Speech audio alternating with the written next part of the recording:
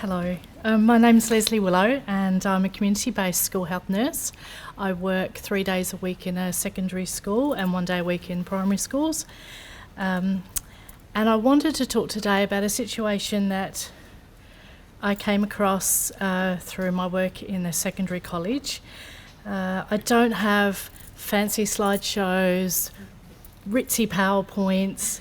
I just want to tell a story, because this story touched me very deeply, and it still does when I think about the students. So we'll just go on the journey. I hope you can hear me. I'm telling the story to show some of the culturally complex and sensitive challenges faced by some members of our communities. Challenges that I had not encountered before, and challenges that highlighted the need for change in service provision.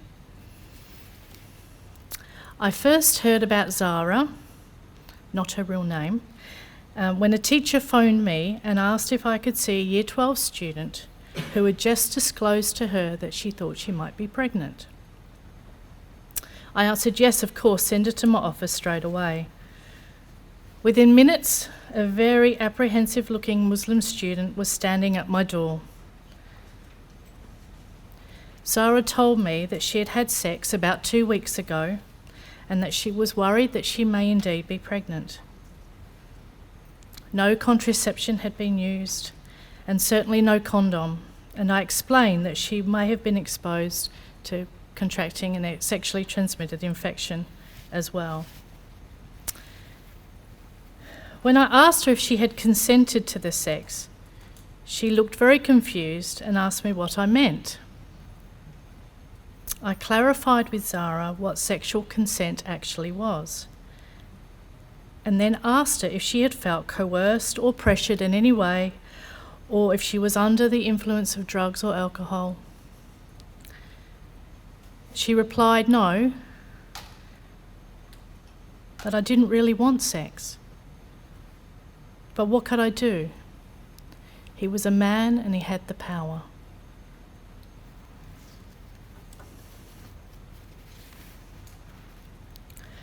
When I told her that was considered a sexual assault, she still didn't believe me.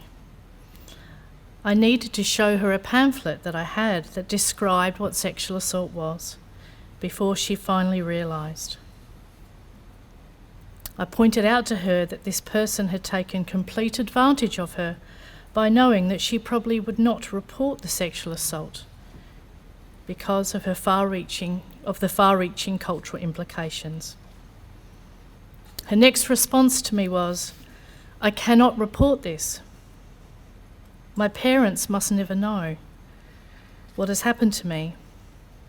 When I asked her what would happen if they found out, she replied, they will beat me and I will be completely ostracised from the family. He is a family friend and all our families would be devastated if they knew. I then proceeded to carry out a safety plan with Zara in case she had contact with him again through their family associations. As you can imagine, Zara was looking very, very anxious by this stage, and I had to keep on working on building a trusting relationship with a young woman I had never met before, who was telling me things that exposed her deep vulnerability. All the time I'm thinking, what can I do next? What shall I say next? But remaining calm and open to, make her feel comfortable enough to keep on sharing. She then went on to tell me that she was betrothed to be married later this year, and that she was supposed to be a virgin. And if it was discovered that she was not, then this would also put her at risk. Zara was in Year 12, she was 18 and 6 months. So I knew that I did not need to do a mandatory report. But in a way, it would have been easier, because if she was underage, I would have done a mandatory report and somebody else could have taken the responsibility for dealing with this complex situation. When I explained to her that she needed a pregnancy test and a STI screen, Zara explained that her mum brought her to school every morning and picked her up every afternoon, that she had very little opportunity for accessing any medical care outside school hours. She also did not have a Medicare card, and my concern was that if Zara saw a GP, this would be recorded on MyGov electronic records as a consultation, which possibly Zara's mum could see. The organisation that I work for does not have a policy that enables school nurses to carry out pregnancy testing or STI screening. Because of the sexual assault, I did contact the Sexual Assault Referral Centre, known as SARC, and they were immediately supportive of me as a health professional and of Zara, whom they triaged over the telephone straight away. SARC is situated in a non-identifiable building next to King Edward Memorial Hospital. They offer free 24-hour medical and therapeutic care for anyone over the age of 13 who experiences a sexual assault. No Medicare card is required, and the consultation does not show up on any other records other than their own. Children under the age of 13 are dealt with through the Child Protection Unit at Perth Children's Hospital. For forensic reasons, SARC like to see anybody within 2 weeks of a sexual assault. This was time critical, so an appointment was made for Zara to attend SARC the following day. The organisation I work for also does not have a policy that allows us to transport students in a car, a personal car or a government car.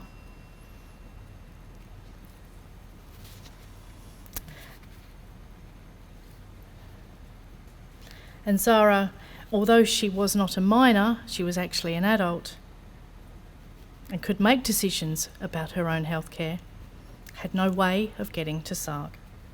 She could not catch the train, as she was concerned that someone from her religious community would see her and report back to parents.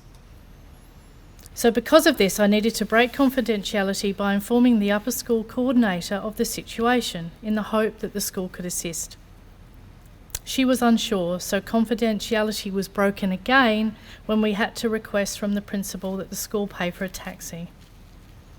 Although I did not identify Zara by name, it would not have been that difficult to work out who the student was.